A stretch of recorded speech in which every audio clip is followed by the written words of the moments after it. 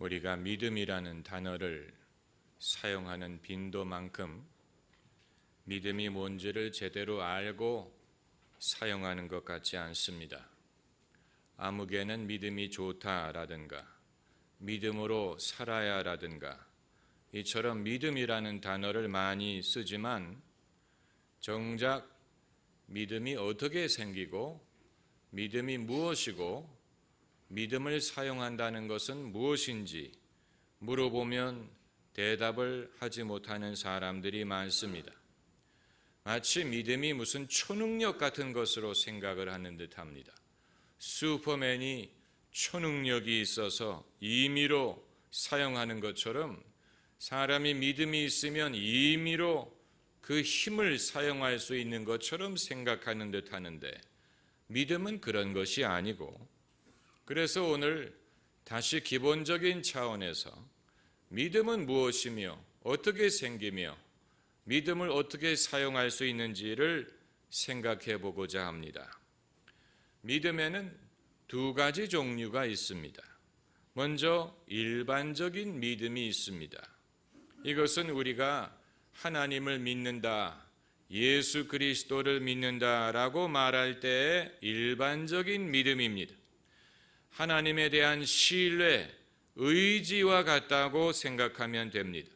하나님이 계시는 것을 믿고 하나님의 성품을 믿고 나를 도와주실 것을 믿고 신뢰하는 것입니다. 내가 믿고 또 의지함은 내 모든 형편 잘 아는 주님 늘 돌보아 주실 것을 나는 확실히 아네. 이제껏 내가 산 것도 주님의 은혜라. 또 장차 나를 본향에 인도해 주시리. 하나님의 성품, 하나님의 속성에 의거하여 과거에 나를 도와주셨던 것처럼 미래에도 나를 도와주실 것을 믿고 의지하는 것을 말합니다.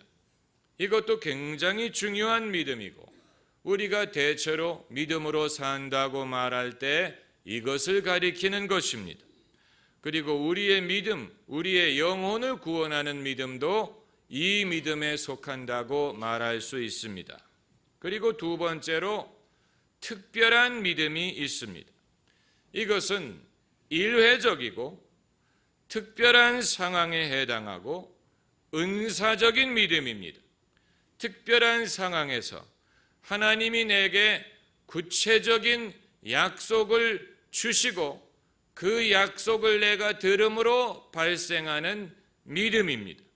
믿음은 들음에서 나며 들음은 그리스도의 말씀으로 말미암는다고 할 때에 그 믿음이 바로 이것과 같습니다. 이러한 믿음은 그냥 일반적인 신뢰 수준이 아니고 하나님이 특별한 일을 행하실 것을 내가 알고 기대하고 그리고 믿는 그런 믿음입니다. 우리가 하나님이 무엇을 하실 수 있다라고 생각하는 것과 하나님이 무엇을 하실 것이다 라고 생각하는 것은 차이가 있습니다. 무엇을 하실 수 있다, God can do it, 이건 일반적인 신뢰 수준이지만 God will do it, 하나님이 무엇을 하실 것이다, 여기에 한 걸음 더 나아가서 지금 그것을 하실 것이다 라고 믿는 것은 이것은 기적을 가능하게 하는 믿음이에요.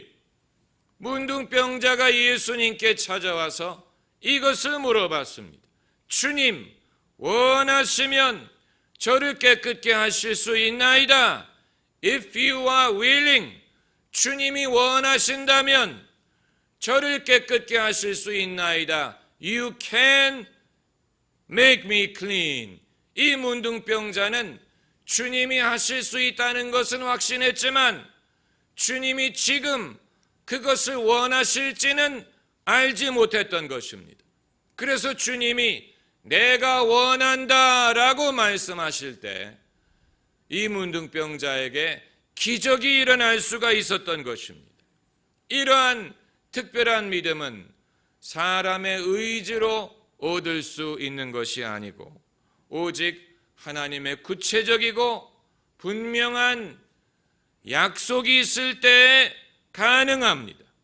믿음은 들음에서 난다고 했는데 바로 하나님의 약속을 들음으로 이러한 특별한 믿음이 발생할 수가 있는 것입니다. 성경에 등장하는 믿음의 인물들은 그냥 보편적인 믿음을 소유한 것뿐만이 아니고 모두가 하나님이 구체적인 상황에서 어떤 특별한 약속을 하시고 이들이 그것을 듣고 그것으로 말미암아 믿음을 얻었던 사람들입니다. 아브라함의 경우에는 아브라함의 몸이 이미 죽은 자와 방불했지만 하나님이 약속하시기를 하늘의 별처럼 많은 후손을 너에게 주리라 약속하신 것을 아브라함이 믿었습니다. 그래서 아브라함은 믿음의 조상이 될 수가 있었던 것이고, 야곱의 경우에는 하나님이 그에게 너 누운 땅을 너와 내 후손에게 영영히 주리니 너는 동서남북에 편만할지며 내가 너에게 약속하신 것을 다 이루기까지 너를 떠나지 아니하리라 라고 약속하신 것을 믿고 야곱은 믿음의 사람이 될 수가 있었던 것입니다. 모세의 경우에는 그가 단순한 의협심으로 이스라엘 백성을 구하려고 덤빈 것이 아니고 하나님이 그에게 지시하셨어요.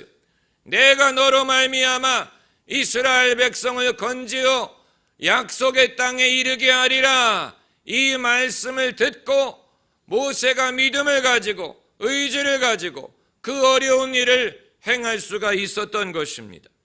성경에는 이와 같은 사례가 수도 없이 많습니다. 이 모든 사람들은 보편적인 믿음을 가진 것뿐만이 아니고 구체적인 상황에서 하나님이 주신 약속을 듣고 그 약속을 믿음으로 믿음의 사람이 될 수가 있었던 것입니다. 우리가 믿는다고 말할 때 이론적인 차원에서 믿음을 가지는 것이 아니고 삶의 현장에서 믿음을 갖는 것이기 때문에 하나님이 주시는 믿음도 우리의 구체적인 상황 속에서 정립되는 것이 당연한 것입니다.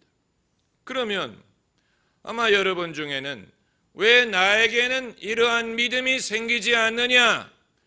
왜 하나님은 나에게 이런 구체적인 약속을 주시지 않느냐라고 묻는 분이 계실지 모르겠습니다. 여기에는 두 가지 가능한 이유가 있습니다. 첫 번째 이유는 하나님이 이미 말씀하셨는데 여러분이 그것을 진지하게 믿지 않고 받아들이지 않고 여전히 다른 것을 기대하고 있기 때문에 그럴 수가 있습니다. 가장 최근에 주신 말씀을 우리가 무시하게 되면 하나님은 더 이상 말씀하지 않고 침묵하십니다. 군대에 이러한 원리가 적용이 됩니다. 군대에서 새로운 지시사항이 오기 전까지는 가장 최근의 지시를 따르면 됩니다.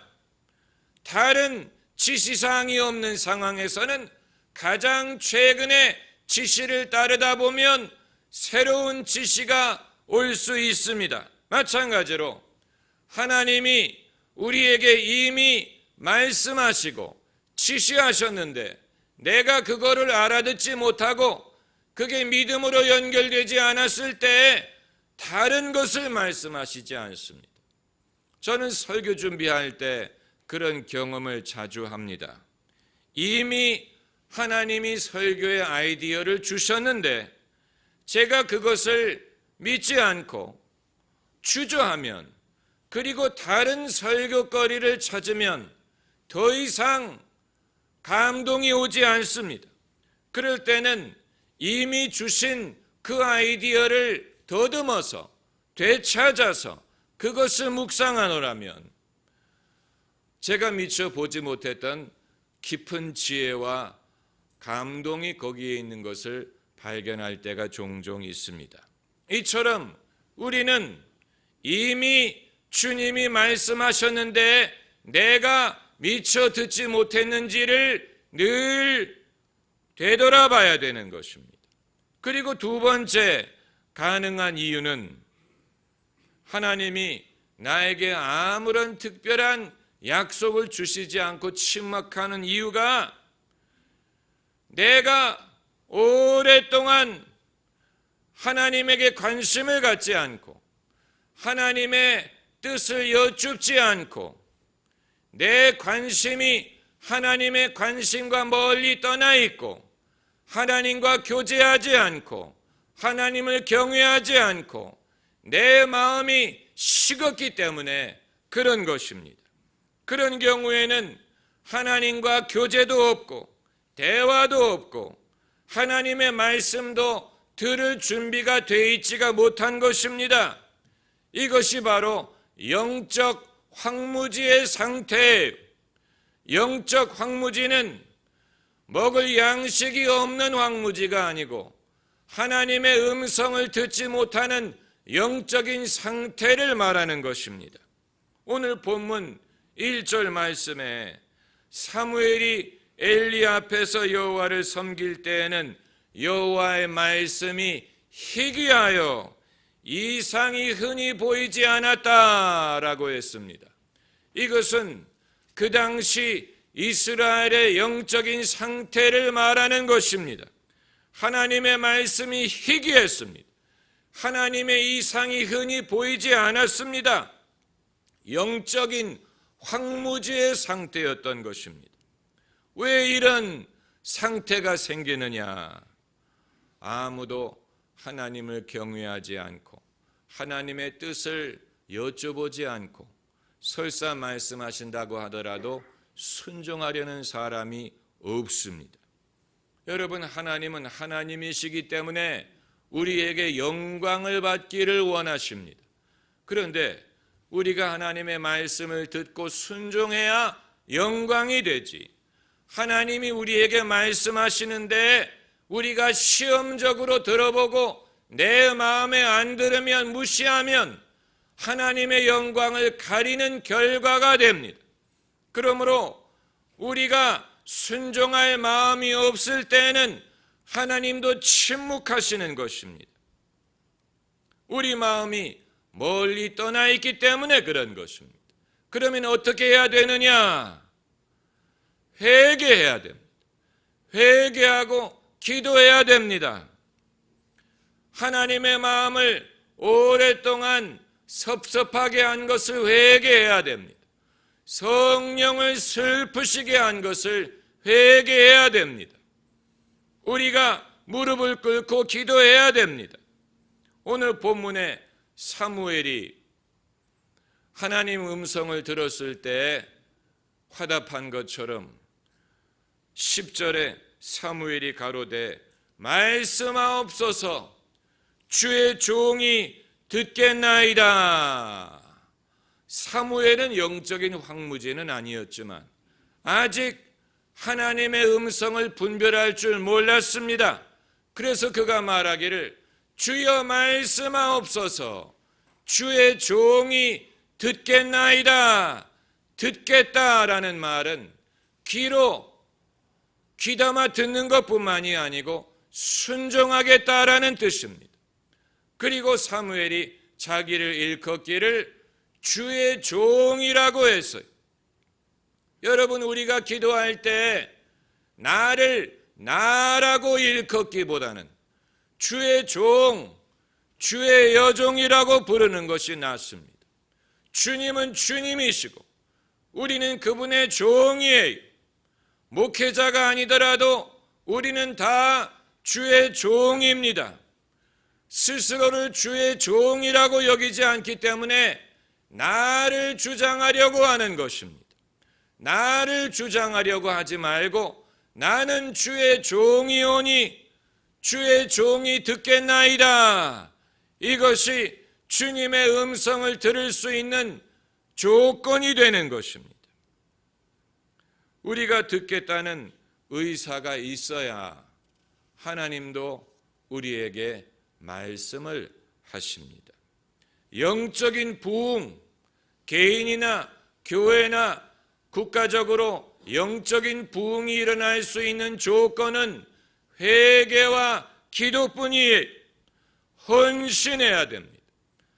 회개하고 헌신해야 됩니다. 우리가 매일 시간을 정해서 하나님께 나아가 기도하고 헌신하는 시간이 필요합니다.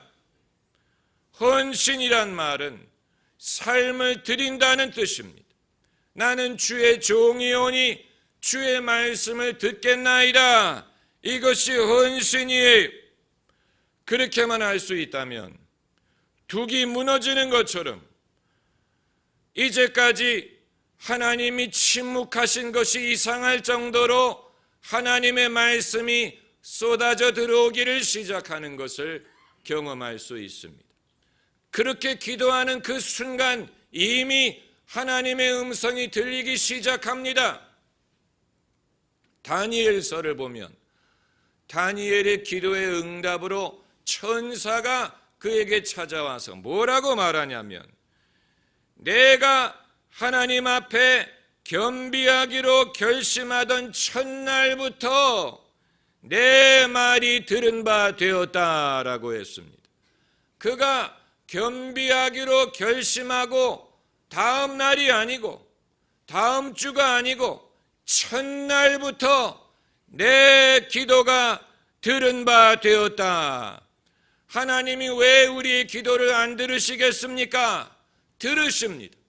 우리가 회개하고 스스로 겸비하면 기도를 시작한 순간에 이미 하나님이 듣기 시작하시고 그분의 응답이 임하는 것을 경험할 수 있을 것입니다. 이것이 바로 두 번째 종류, 은사로서의 믿음인 것입니다. 그래서 하나님이 우리에게 주시는 약속을 듣게 되고 그것을 들음으로 우리에게 이와 같은 믿음이 생기게 되는 것입니다. 이러한 믿음에는 몇 가지 속성이 있습니다. 첫째는 이러한 믿음은 응답을 요구합니다. 테니스 게임을 할 때 공이 내 코트로 넘어오면 받아쳐야 되는 것처럼 하나님이 우리에게 약속을 주시면 우리가 믿음으로 그것을 받아쳐야 됩니다. 아멘으로 화답해야 됩니다. 그래서 그것을 다시 하나님의 코트로 넘겨야 하나님이 지속해서 우리에게 말씀을 주십니다. 하나님은 말씀하시고 내가 믿음으로 화답하고 이러면서 하나님과 우리 사이에 주고받음이 이루어질 수가 있는 것입니다. 그리고 두 번째로는 우리가 믿음을 가진 이후에는 그 믿음을 도전하는 세력이 생긴다는 것입니다. 믿음을 시험하는 일들이 생깁니다. 그래서 누군가가 반대를 한다든가 누군가가 반대되는 말을 한다든가 누군가가 믿음에 손해가 되는 말을 하려고 합니다. 이 모든 것은 믿음을 시험하는 것입니다. 그럴 때일수록 우리가 더 담대하고 믿음을 붙들어야지, 그러지 않고 의심하게 되면 시험에 패배하는 것입니다. 마귀는 말씀이 떨어지면 즉시 새처럼 날아와 그 씨앗을 먹어버리려 한다고 했습니다. 씨앗이 없으면 먹을 게 없습니다. 씨앗이 떨어지면 그때 새가 날아와요. 시험이 그때 옵니다. 그러므로 우리는 믿음의 도전이라는 것을 알고 믿음을 지키는 법, 간수하는 법, 믿음을 키우는 법을 배워야 되는 것입니다. 그리고 세 번째로는 강하고 담대해야 됩니다. 그것이 믿음의 사람이 되는 길입니다. 믿음을 갖는 것과 믿음의 사람이 되는 것은 달라요. 많은 사람들이 믿음을 갖기는 하는데 유약해서 믿음의 사람이 되지 못합니다. 믿음의 사람이 되기 전까지는 하나님이 우리를 당신의 목적을 위하여 사용하실 수가 없습니다. 아기들은 엄마가 눈에 보이지 않으면 불안해하지요. 엄마가 나와 함께 있다는 사실을 늘 확인하려고 합니다. 요즘에 새로 나온 유모차들을 보면 옛날의 유모차는 아기가 가는 방향을 보게 했는데 요즘에는 엄마만을 보게 만들었어요. 엄마는 바람을 쐬러 밖에 나가는데 애는 엄마밖에 볼 수가 없습니다. 언제까지 우리가 이런 식으로 애가 엄마를 감정적으로 의존하도록 키우겠습니까? 영적으로도 마찬가지. 하나님이 우리와 함께 하시는 것이 눈에 보이지 않지만 함께 하시는 것을 믿어야 되고 담대함으로 골짜기로 내려갈 수 있어야 됩니다. 그래야 골리앗과 싸울 수도 있고 요단강이 갈라지는 것을 경험할 수도 있지. 그게 아니고 하나님이 늘 손을 잡아주시기만을 기대하는 사람은 아무 일도 할 수가 없습니다.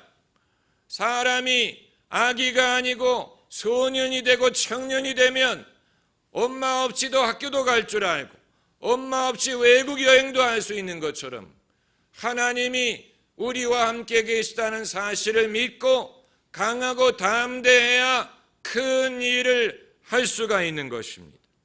믿음은 우리를 아이로 남게 하는 것이 아니고 어른이 되게 합니다.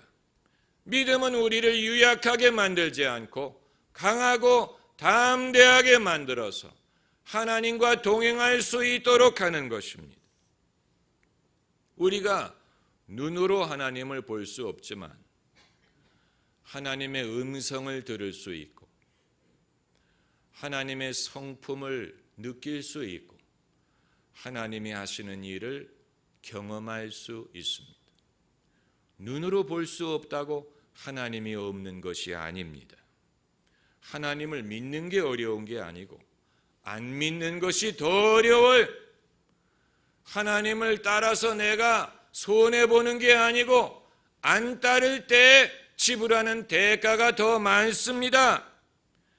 인생의 모든 황무지는 영적인 황무지에서 비롯됩니다. 그러므로 인생의 회복은 영적인 회복에서 비롯됩니다. 영적 황무지를 우리는 극복해야 됩니다. 회개하고 기도하고 헌신해야 됩니다.